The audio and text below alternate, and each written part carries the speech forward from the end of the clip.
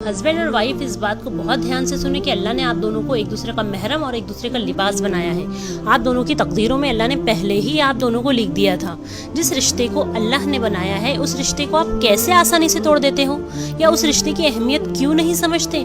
मर्द कैसे अपनी वाइफ से बदतमीजी से बात करते हैं, ज़रा गौर करें। और वो बीवियाँ भी गौर से सुने जो अपने शोहरों से ऊंची आवाज़ में बात करती हैं। या आपने मोहब्बत भरे रिश्ते को क्या से क्या बना दिया है। आप क्या अजीब रोल प्ले कर रहे हैं इस रिश्ते में। बीवी ज़बान दराज, शोहर सख्त मिजाज, अजीब बात है। झगड़े कहाँ नहीं होते हैं बताइए। हर रिश्ते में झगड़े होते हैं, बट जो मियाँ बीवी का रिश्ता होता है ना, ये उस वक्त और ज़्यादा ख़राब हो जाता है जब दोनों मिलकर आपस में बात करना बंद कर देते हैं और दोनों एक दूसरे की बुराइयां बयान करते हैं लोगों से।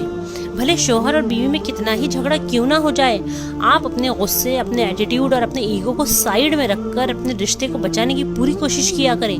आपस में कभी बात बंद मत किया करें, चाहे कुछ हो जाए। आप दोनों को अल्लाह ने इसलिए एक दूसरे का महरम और लिबास नहीं बनाया है कि आप दोनों आए दिन एक दूसरे को डिग्रेड करें और इस रिश्ते को सुबह शाम बेइज्जत करें।